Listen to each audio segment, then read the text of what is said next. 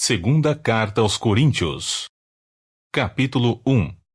Saudações de paz e graça. Paulo, apóstolo de Jesus Cristo, pela vontade de Deus, e o irmão Timóteo, a Igreja de Deus em Corinto, com todos os santos em toda a Acaia. Graça e paz sejam convosco, da parte de Deus nosso Pai e do Senhor Jesus Cristo. Consolados para consolar. Bendito seja o Deus e Pai de nosso Senhor Jesus Cristo, Pai das misericórdias e Deus de toda consolação, que nos consola em todas as nossas tribulações, para que também sejamos capazes de consolar os que passam por qualquer tribulação, por intermédio da consolação com que nós mesmos somos consolados por Deus. Porquanto, da mesma maneira como os sofrimentos de Cristo transbordam sobre nós, igualmente por meio de Cristo, transborda a nossa consolação. Ora, se somos atribulados, é para a vossa consolação e salvação. Se somos consolados, é, pois, para a vossa consolação, a qual vos proporciona perseverança, a fim de que suporteis as mesmas aflições que nós também estamos passando. E a nossa esperança a vosso respeito está firme, visto que sabemos que sois participantes dos sofrimentos, e de igual forma o sereis da consolação. Irmãos, não desejamos que desconheçais as tribulações que atravessamos na província da Ásia, as quais foram muito acima da nossa capacidade de suportar, de tal maneira que chegamos a perder a esperança da própria vida. De fato, já tínhamos sobre nós a sentença de morte, para que não confiássemos em nós mesmos, mas somente em Deus que ressuscita os mortos. Ele nos livrou e seguirá nos livrando de tão horrível perigo de morte. É nele que depositamos toda a nossa fé, que continuará nos livrando, contando também com a ajuda das vossas orações por nós, para que, pelo favor que nos foi concedido, pela intercessão de muitos, da mesma forma, por muitos, sejam oferecidas ações de graças a nosso respeito. Mudanças por amor à Igreja. Esta é a nossa glória, o testemunho da nossa consciência de que temos nos conduzido no mundo, especialmente em nosso relacionamento para convosco, em santidade e sinceridade que vem de Deus, não em sabedoria carnal, mas de acordo com a graça de Deus, pois absolutamente nada vos escrevemos além dos assuntos que ledes e bem entendeis. E espero que os compreendais de forma plena, assim como também já em parte nos compreendestes, de que somos o vosso motivo de orgulho, assim como sereis o nosso no dia do Senhor Jesus. Confiando nisso, e para que recebesseis um segundo benefício, planejei primeiro visitá-los durante a viagem para a Macedônia, e de lá voltar até vós, e por vosso intermédio ser enviado à Judéia. Será que ao planejar assim, o fiz com leviandade? Ou será que ao tomar decisões, tenho agido de forma carnal, comprometendo-me ao mesmo tempo com sim e não? Entretanto, como Deus é fiel, a nossa palavra em relação a vós certamente não é sim e não ao mesmo tempo. Porquanto Jesus Cristo, o Filho de Deus, que entre vós foi anunciado por nós, isto é, por mim, Silvano e Timóteo, seguramente não foi um sim e não, mas nele sempre existiu o sim. Pois tantas quantas forem as promessas de Deus, todas têm em Cristo o sim. Por isso, por intermédio dele, o Amém é proclamado por nós para a glória de Deus. Ora, é Deus quem faz com que nós e vós permaneçamos firmes em Cristo. Ele nos ungiu, nos selou como sua propriedade e fez habitar o seu Espírito em nossos corações, como garantia de tudo o que está por vir. Portanto, invoco a Deus por minha testemunha de que foi para vos poupar que não voltei a Corinto. Não que tenhamos domínio sobre a vossa fé, mas sim como vossos cooperadores para que tenhais alegria, pois é pela fé que estáis firmados.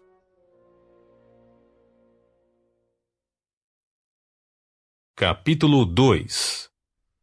Sendo assim, decidi que não mais iria visitá-los com tristeza, pois, se os entristeço, quem me alegrará senão vós, a quem eu tenho entristecido? Escrevi como escrevi para que, quando eu for, não seja amargurado por aqueles que deveriam alegrar-me. Quanto a todos vós, eu estava convencido de que a minha alegria é a de todos vós, porquanto vos escrevi em meio a grande aflição e angústia de coração, e com muitas lágrimas, não para constrangê-los, mas para que soubessem como é profundo o amor fraternal que alimento por vós. Perdoando o pecador. Se um de vós tem causado tristeza, não tem entristecido somente a mim pessoalmente, mas, em parte, para não ser severo demais, a todos vós. Assim, a punição que foi imposta pela maioria a essa tal pessoa é suficiente.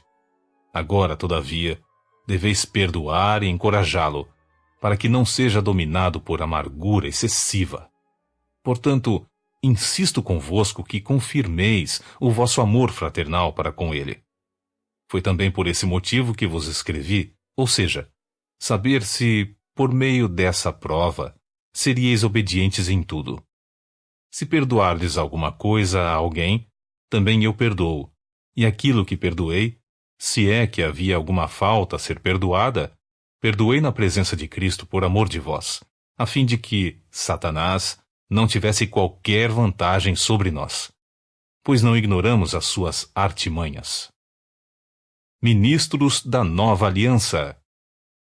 Quando cheguei a Troade para pregar o Evangelho de Cristo, ainda que essa porta me tivesse sido aberta pelo Senhor, não tive plena paz em meu espírito, porque não encontrei ali meu amado irmão Tito. Por isso, me despedi deles e rumei para a Macedônia. Contudo, graças a Deus, que sempre nos conduz vitoriosamente em Cristo, e por nosso intermédio exala em toda parte o bom perfume do seu conhecimento. Porque para Deus somos o aroma de Cristo entre os que estão sendo salvos, e mesmo para com os que estão perecendo. Para estes últimos, somos cheiro de morte para a morte, mas para aqueles outros, a boa fragrância de vida para a vida. Mas quem são os que estão capacitados para essas verdades?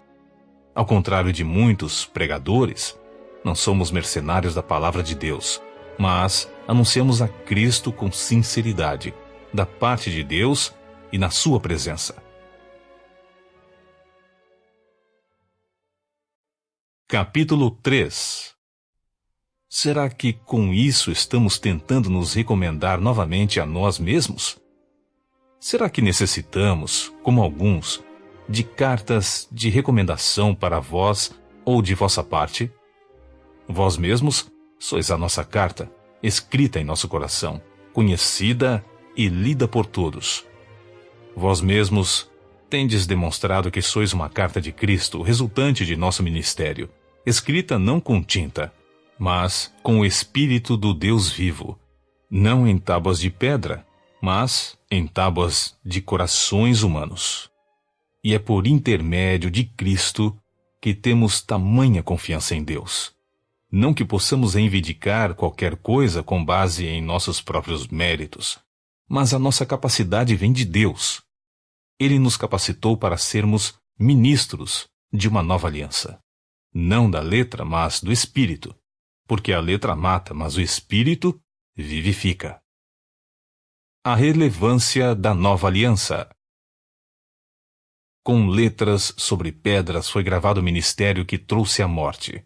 No entanto, esse ministério veio com tamanha glória que os filhos de Israel não conseguiam sequer fixar os olhos na face de Moisés, por causa do resplendor do seu rosto, mesmo que esse brilho estivesse se desvanecendo. Não será o ministério do Espírito muito mais glorioso?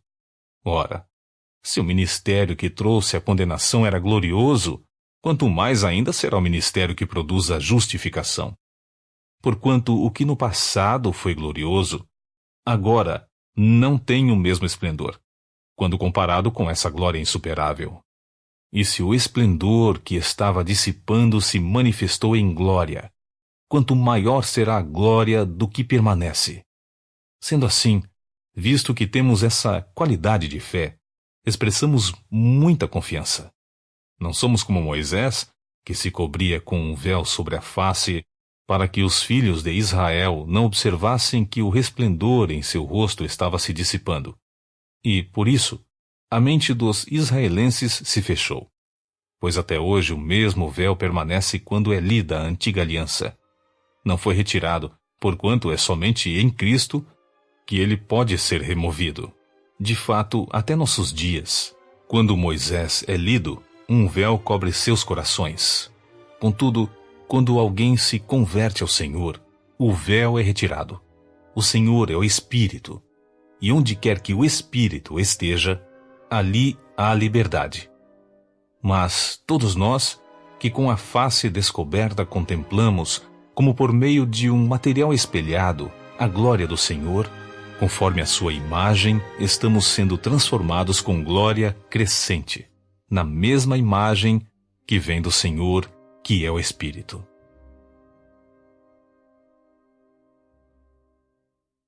Capítulo 4.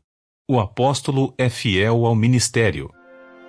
Portanto, tendo este ministério pela misericórdia que nos foi outorgada, não desanimamos. Pelo contrário, rejeitamos os procedimentos secretos e vergonhosos. Não fazemos uso de qualquer tipo de engano, nem torcemos a palavra de Deus. Mas, por meio do claro ensino público da verdade, recomendamo-nos à consciência de todas as pessoas perante a Deus.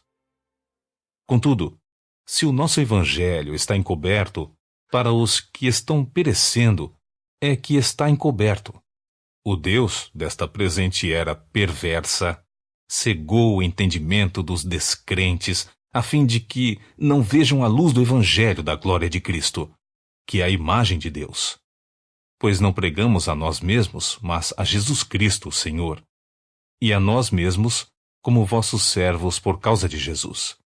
Porquanto foi Deus quem ordenou: das trevas resplandeça a luz, pois Ele mesmo resplandeceu em nossos corações, para a iluminação do conhecimento da glória de Deus na face de Cristo. O poder do servo vem de Deus.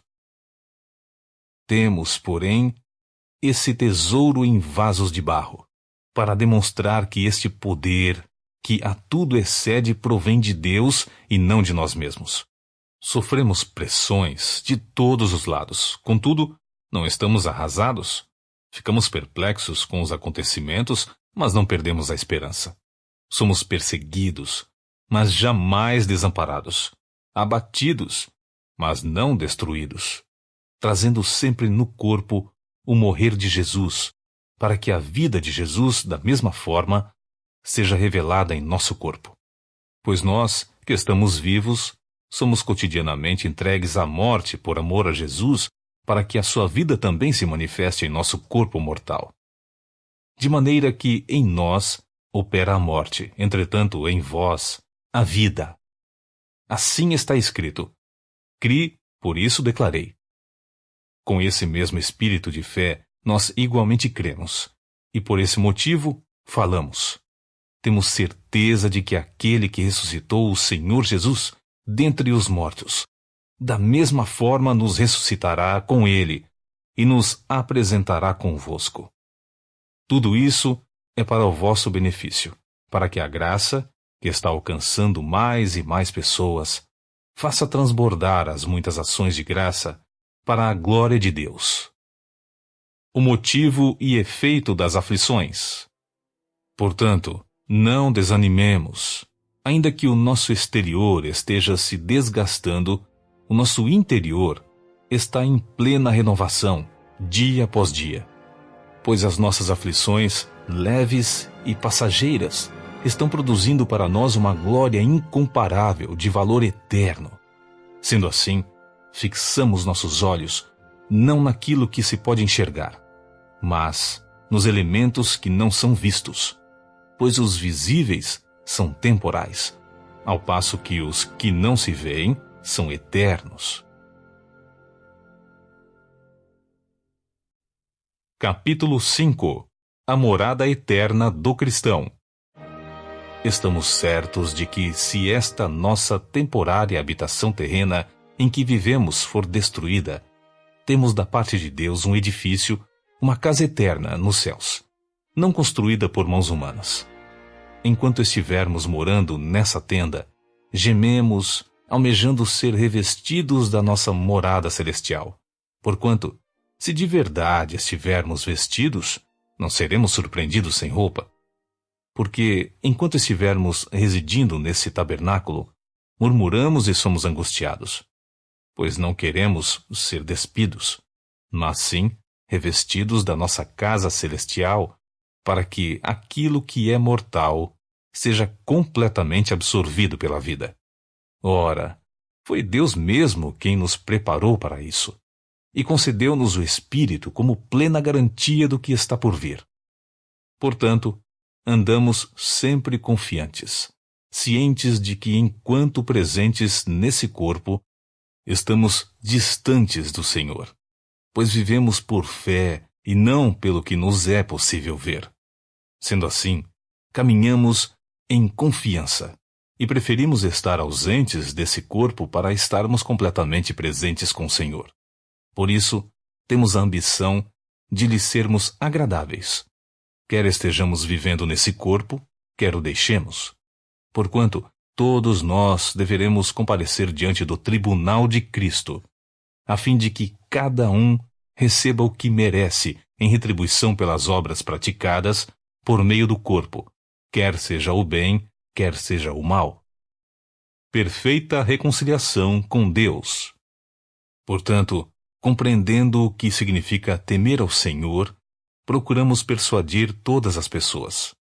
O que somos está manifesto diante de Deus, e esperamos que semelhantemente esteja bem claro em vossas consciências.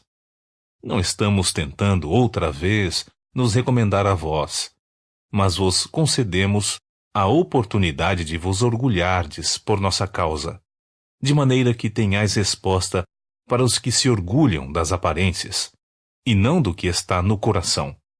Pois, se enlouquecemos, é por amor a Deus. Se conservamos o juízo, é porque vos amamos. Porquanto o amor de Cristo nos constrange, porque estamos plenamente convencidos de que um morreu por todos. Logo, todos morreram. E ele morreu por todos, para que aqueles que vivem já não vivam mais para si mesmos, mas para aquele que por eles morreu e ressuscitou. Assim, de agora em diante, a ninguém mais consideramos do ponto de vista meramente humano. Ainda que outrora tivéssemos considerado a Cristo assim, agora, contudo, já não o conhecemos mais desse modo. Portanto, se alguém está em Cristo, é nova criação. As coisas antigas já passaram, eis que tudo se fez novo. Tudo isso provém de Deus, que nos reconciliou consigo mesmo por intermédio de Cristo e nos outorgou o ministério da reconciliação. Pois Deus estava em Cristo, reconciliando consigo mesmo o mundo, não levando em conta as transgressões dos seres humanos, e nos encarregou da mensagem da reconciliação.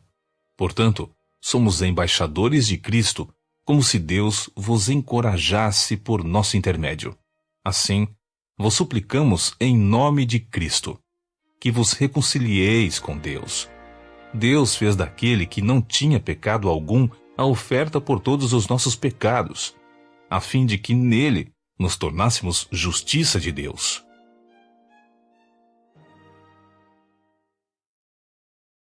Capítulo 6. E nós, como cooperadores de Deus, vos exortamos a não acolher a graça de Deus de forma inútil.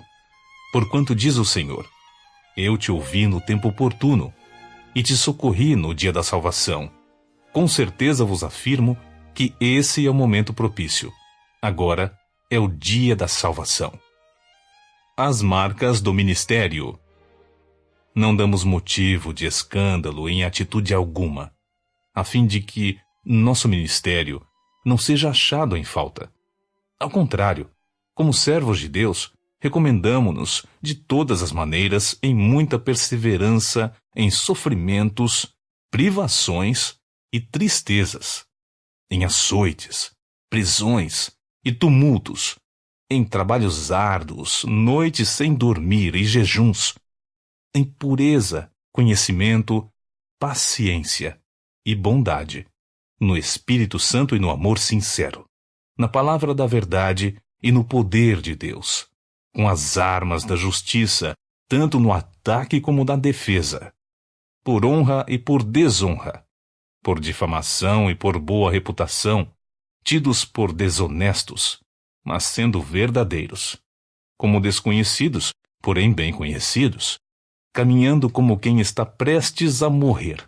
Mas eis que vivemos, torturados, mas não mortos, entristecidos, mas sempre felizes, pobres, mas enriquecendo a muitas pessoas, nada tendo, mas possuindo tudo. Exortação a uma vida santa. Ó irmãos em Corinto, temos falado francamente convosco, com nosso coração aberto. Nosso amor fraternal por vós não está restrito, contudo, vós tendes limitado vosso afeto para conosco. Em termos de justa retribuição, vos falo como a filhos. Abri, pois, também os vossos corações. Jamais vos coloqueis em julgo desigual com os descrentes. Pois o que há de comum entre a justiça e a injustiça? Ou que comunhão pode ter a luz com as trevas? Que harmonia entre Cristo e Belial? Que parceria pode se estabelecer entre o crente e o incrédulo? E que acordo pode existir entre o templo de Deus e os ídolos? Porquanto somos santuário do Deus vivo. Como declarou o próprio Senhor, habitarei neles e entre eles caminharei. Serei o seu Deus, e eles serão meu povo. Portanto, saí do meio deles e separai-vos, diz o Senhor, e não toqueis em nada que seja impuro, e eu vos receberei. Serei para vós pai, e sereis para mim filhos e filhas, diz o Senhor Todo-Poderoso.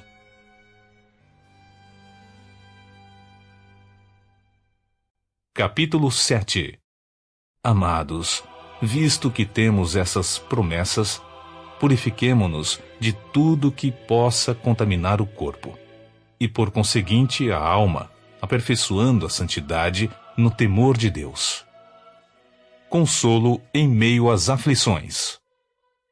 Acolhei-nos em vosso coração, a ninguém tratamos com injustiça, a nenhuma pessoa prejudicamos, de ninguém jamais nos aproveitamos. Não digo isso para de alguma forma vos condenar, pois já afirmei que estais em nosso coração para juntos morrermos ou vivermos. A minha confiança em vós é grande, e muito me orgulho por vossa causa. Sinto-me grandemente confortado e transbordante de júbilo em toda a nossa tribulação. É Deus quem consola o abatido. Pois nem quando chegamos à Macedônia tivemos descanso. Pelo contrário, em tudo fomos atribulados. Externamente, lutas. Internamente, temores. Deus, contudo, que consola os abatidos, consolou-nos com a chegada de Tito. E não somente com a vinda dele, mas, semelhantemente, com a consolação que Tito recebeu de vós. Ele nos relatou sobre a saudade, a tristeza e a preocupação que tendes por mim, de maneira que me alegrei ainda mais. Porquanto, mesmo que vos tenha entristecido com a minha carta, não me arrependo. De fato, a princípio me arrependi, pois percebi que aquelas palavras vos entristeceram, ainda que por pouco tempo. Agora, no entanto, me alegro, não porque fostes contristados, mas porque o efeito da tristeza vos levou ao arrependimento. Porquanto, segundo a vontade de Deus, é que fostes entristecidos, a fim de que não sofresseis prejuízo algum por nossa causa. A tristeza, conforme o Senhor, não produz remorso, mas sim uma qualidade de arrependimento que conduz à salvação. Porém, a tristeza do mundo traz a morte. Pois vede o que esse constrangimento, segundo a vontade de Deus, produziu em vós. Que dedicação, mas igualmente que defesa própria. Que indignação, que temor, que saudade, que preocupação, que anseio por ver a justiça estabelecida. Em todos os aspectos, provastes estar inocentes nessa questão. Portanto, ainda que eu vos tenha escrito, não foi por causa daquele que praticou o mal, nem por causa daquele que foi prejudicado, mas para que diante de Deus vos fosse possível perceber a si mesmos como sois dedicados fraternalmente a nós. Por todas essas manifestações de afeto, fomos revigorados. Além do ânimo que recebemos, alegramo-nos muito mais ao contemplar a alegria de Tito, porquanto sua alma semelhantemente foi contemplada com o encorajamento que recebeu de todos vós. Pois eu havia declarado a ele que estava orgulhoso de vós, e não fui decepcionado por vós. Mas, como tudo que vos afirmamos era verdade, assim também o orgulho que manifestamos a Tito se provou verdadeiro. E o carinho dele para convosco é ainda mais intenso ao recordar da obediência de todos vós, e de como o recebestes com temor e tremor. Alegro-me por poder depositar plena confiança em vós.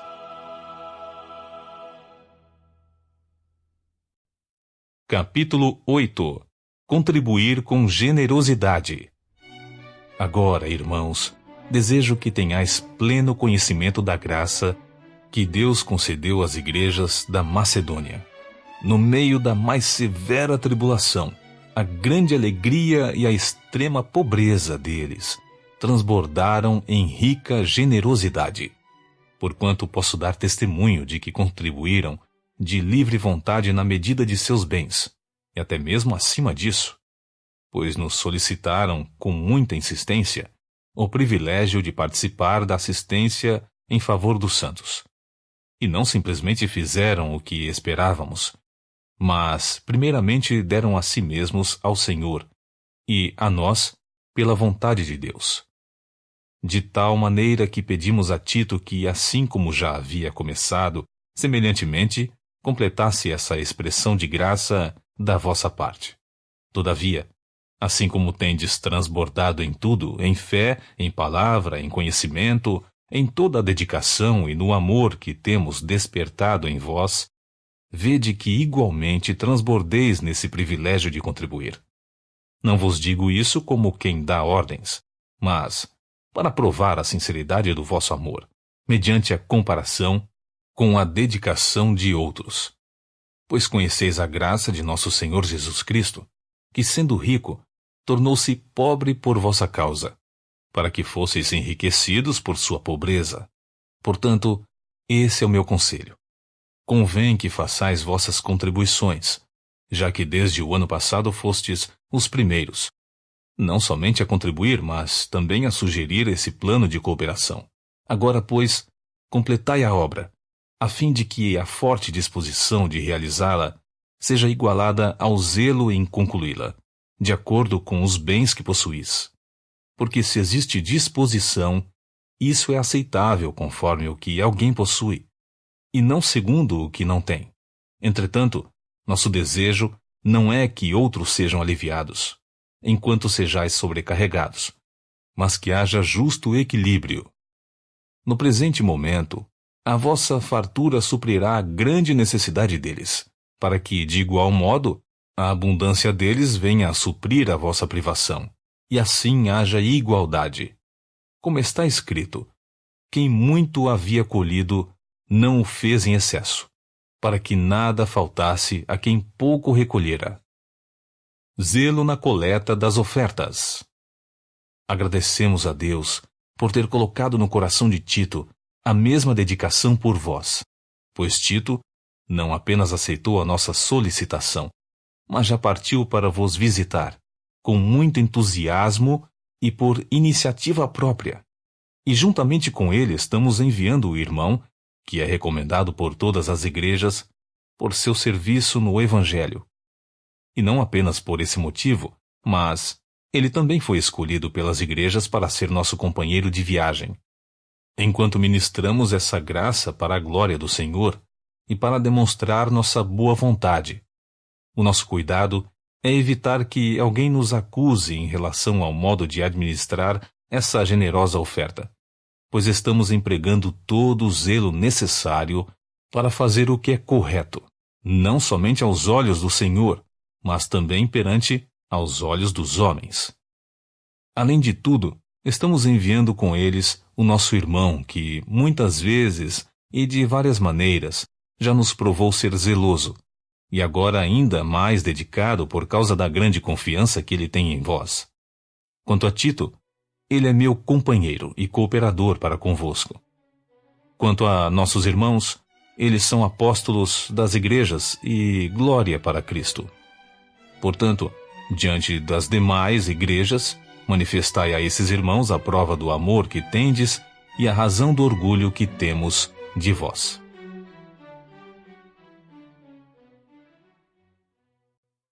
Capítulo 9. Orientações quanto à coleta.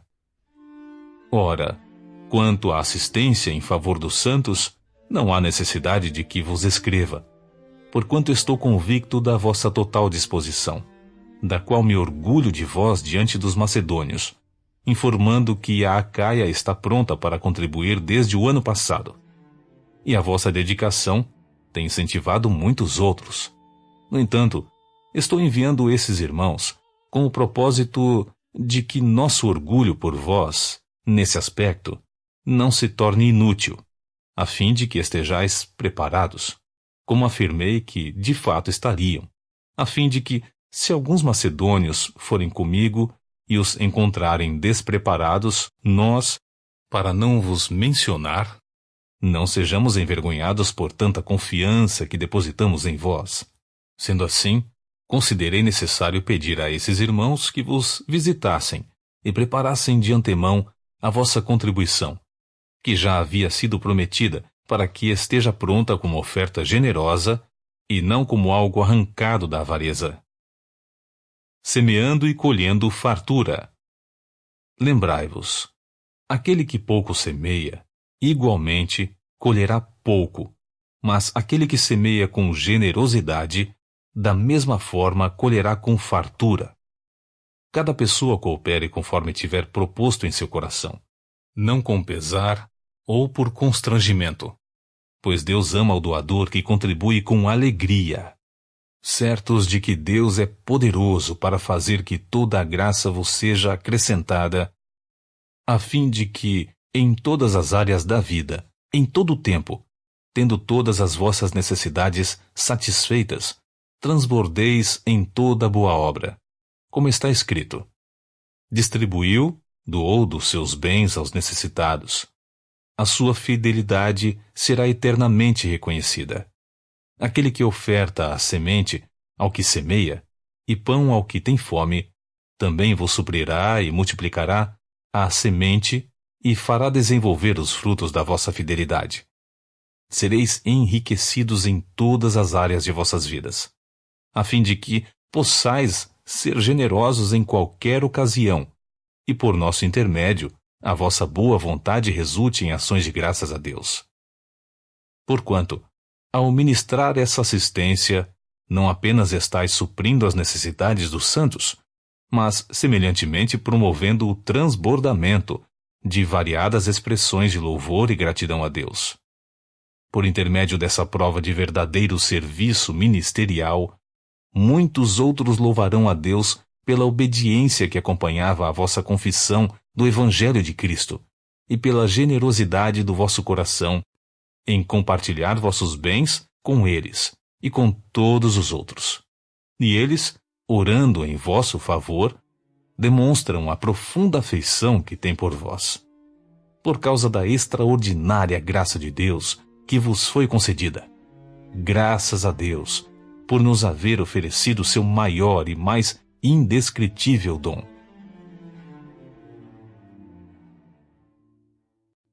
Capítulo 10. A autoridade apostólica de Paulo.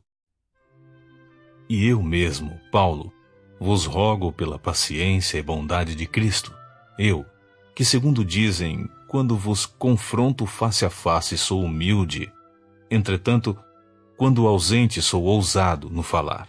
Suplico-vos que, quando estiver convosco, não seja obrigado a usar de rigor e audácia, tal como penso que ousarei agir, para com alguns que imaginam que nos conduzimos por padrões meramente humanos. Porquanto, embora vivendo como seres humanos, não lutamos segundo os padrões deste mundo, pois as armas da nossa guerra não são terrenas, mas poderosas em Deus, para destruir fortalezas.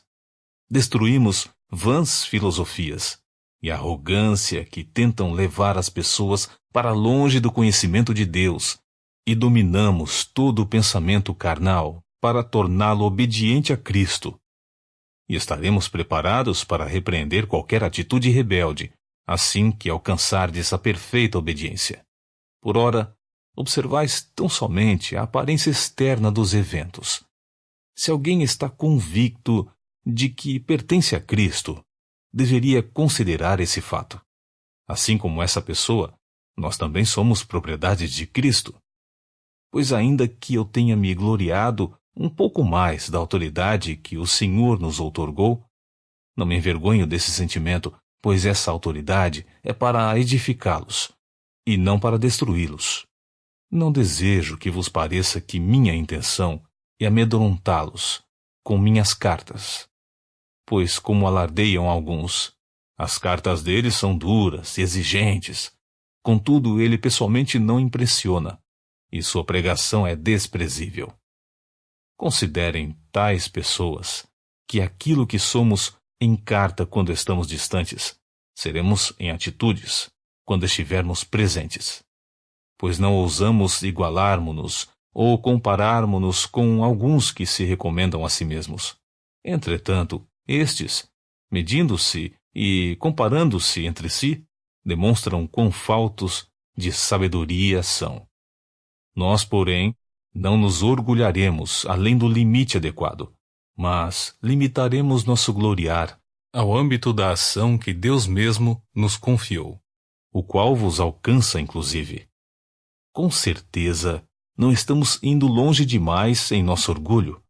Como seria se não tivéssemos chegado até vós, porquanto vos alcançamos com o Evangelho de Cristo? E da mesma forma, não caminharemos além de nossos limites, orgulhando-nos de trabalhos que outros realizaram. Pelo contrário, nossa esperança é que, à medida que for desenvolvendo a fé que habita em vós, semelhantemente o nosso ministério se estabeleça ainda em vosso meio, para que, assim, nos seja possível pregar o Evangelho nas regiões que estão além de vós, sem nos vangloriarmos em campo de atuação de outro. Apesar de tudo, quem se gloriar, glorie-se no Senhor. Porquanto, quem se vangloria não será aprovado, mas sim aquele a quem o Senhor recomenda.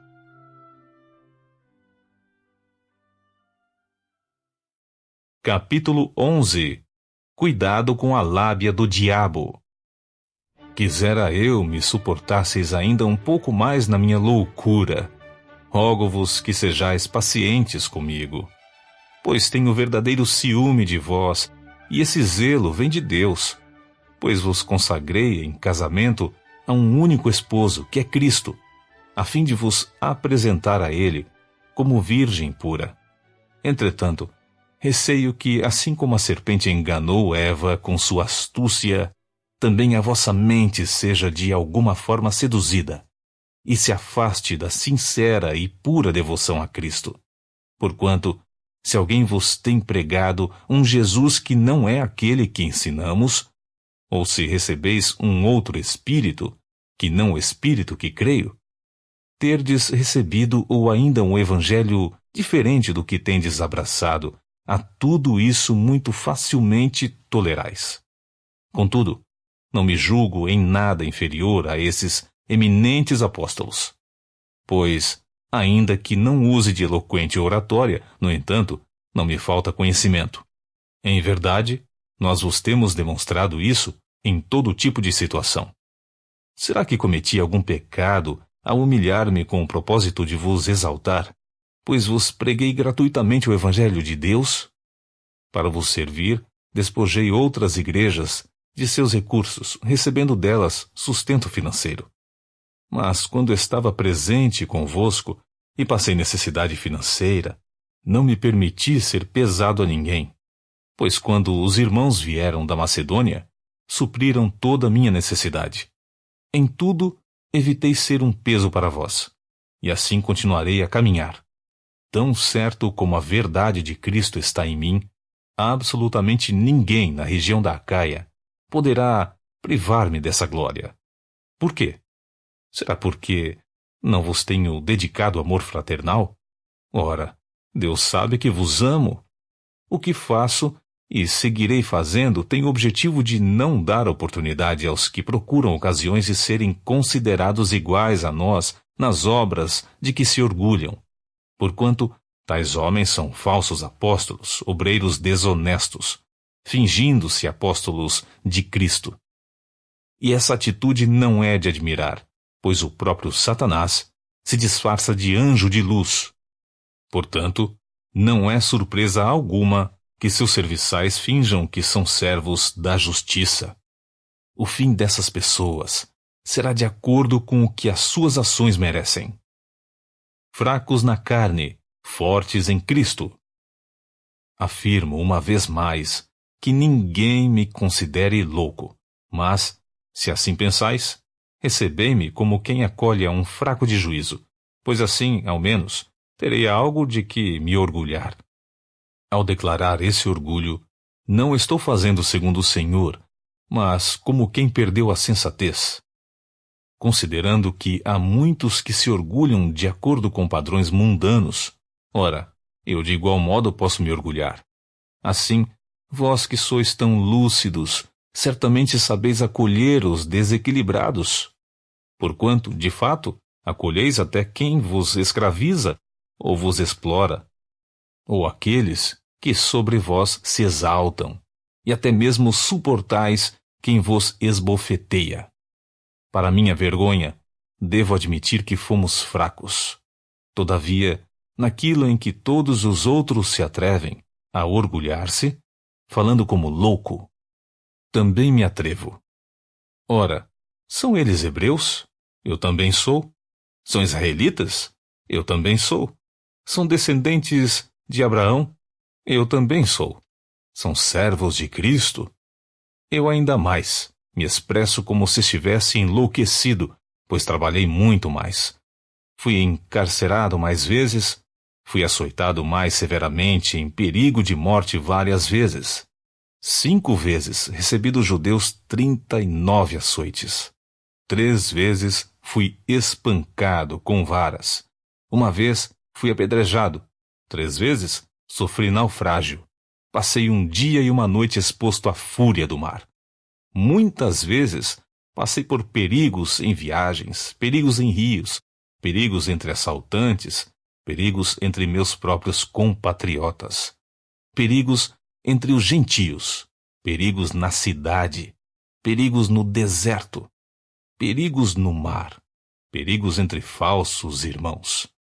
Trabalhei arduamente, por diversas vezes.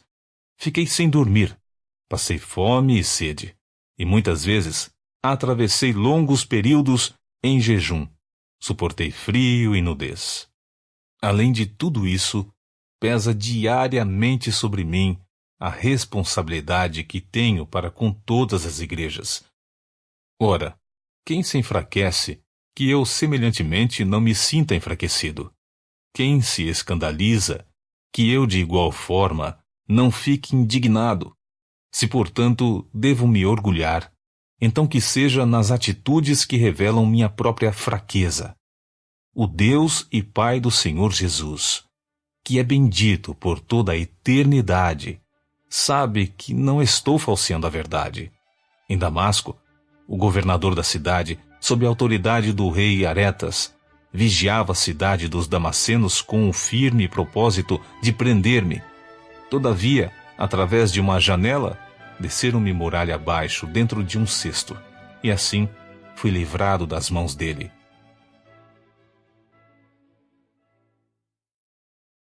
Capítulo 12. O espinho na carne e a glória. Considerando, pois, ser necessário que vos exponha minhas glórias, embora não me seja vantajoso orgulhar-me, passarei as visões e revelações do Senhor. Conheço um homem em Cristo que há 14 anos foi arrebatado ao terceiro céu. Se foi no corpo ou fora do corpo, não entendo exatamente, Deus o sabe. Mas sei que esse homem, se isso ocorreu no corpo ou fora do corpo, não sei, mas certamente Deus o sabe, foi arrebatado ao paraíso e ouviu palavras inexprimíveis, as quais não é concedido ao homem comentar. Nesse homem me orgulharei, mas não em mim mesmo, a não ser em minhas próprias fraquezas. Ainda que eu decidisse gloriar-me, não seria de fato insensato, porquanto estaria narrando verdades. Contudo, evito falar sobre isso para que ninguém pense a meu respeito mais do que seja capaz de observar em minha vida ou de mim pode ouvir.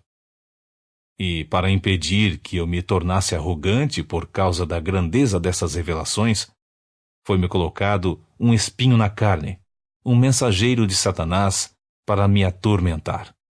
Por 3 vezes roguei ao Senhor que o removesse de mim. Entretanto, ele me declarou: a minha graça te é suficiente, pois o meu poder se aperfeiçoa na fraqueza.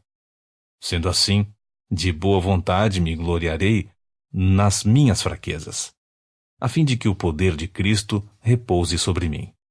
Por esse motivo, por amor de Cristo, posso ser feliz nas fraquezas, nas ofensas, nas necessidades, nas perseguições, nas angústias, porquanto, quando estou enfraquecido, é que sou forte.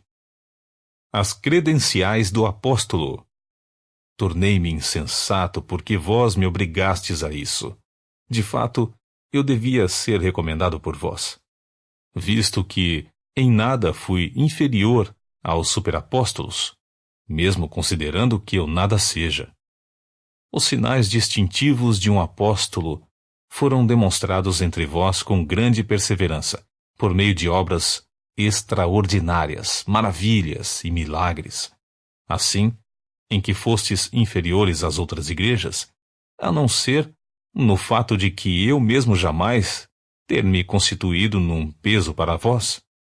Perdoai-me por esta ofensa. O amor missionário em ação. Eis que, pela 3ª vez, estou preparado para partir ao vosso encontro, e não vos serei pesado. Pois não vou em busca de vossos bens, mas procuro a vós mesmos, porquanto não são os filhos que devem poupar seus bens para os pais, mas sim os pais para os filhos. Desta forma, de boa vontade e por amor de vós, investirei tudo o que possuo, e também me desgastarei pessoalmente em vosso favor. Assim, visto que os amo tanto, serei menos amado por vós? Seja como for, não tenho sido um peso sobre vós. No entanto, como sou ardiloso, vos conquistei com astúcia. Ora, será possível que eu vos tenha explorado por meio de algum missionário que vos enviei? Eu mesmo orientei a Tito para que vos visitasse, acompanhado de outro irmão. Porventura Tito vos explorou? Não ministramos nós pelo mesmo Espírito? Não seguimos juntos o mesmo caminho? Deus é nosso juiz e salvador. Pensais que durante todo esse tempo estamos tentando nos defender diante de vós? Ora, é diante de Deus que apresentamos nossa defesa em Cristo, e todas as nossas atitudes, amados irmãos, têm o propósito de vos fortalecer. Porquanto, temo que, ao visitá-los, não os veja como eu gostaria, e que vós também não me encontrem como esperavam. Receio que haja entre vós brigas, invejas, ódio, ambições egoístas, calúnias, mexericos, arrogância e muita confusão.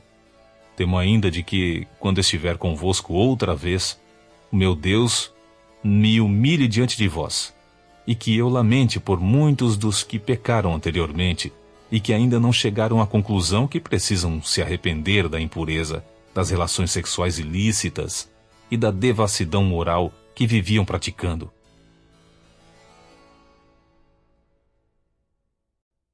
Capítulo 13. Exercer a autocrítica cristã. Esta será a terceira vez que vou visitar-vos. Sendo assim, toda questão precisa ser confirmada pelo depoimento de 2 ou 3 testemunhas. Já vos adverti quando estive entre vós, pela segunda vez. Agora, estando ausente, volto a dizer aos que anteriormente pecaram e a todos os demais que, quando retornar, com certeza não os pouparei. Visto que estais exigindo que apresente uma prova de que Cristo fala por meu intermédio. Ele não é fraco ao lidar convosco, mas sim poderoso entre vós.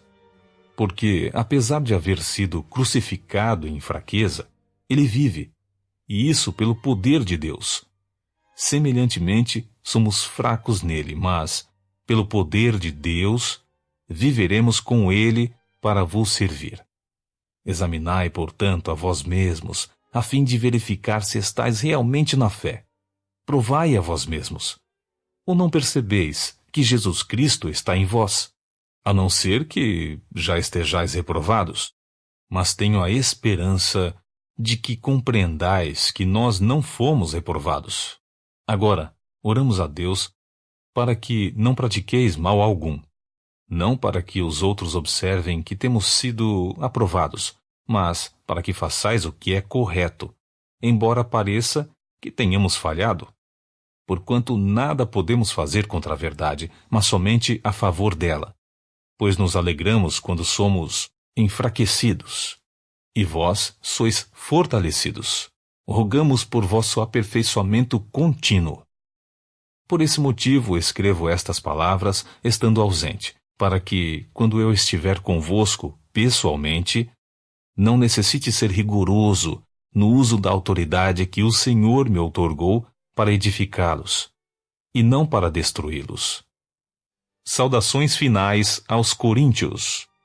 Sem mais, irmãos, despeço-me de vós. Procurai agir com maturidade. Tende bom ânimo. Encorajai-vos mutuamente. Tende um só pensamento principal. E vivei em harmonia. E o Deus de amor e paz estará convosco. Saudai-vos uns aos outros com um beijo santo. Todos os santos vos enviam saudações. A bênção apostólica. A graça do Senhor Jesus Cristo, o amor de Deus e a comunhão do Espírito Santo sejam com todos vós.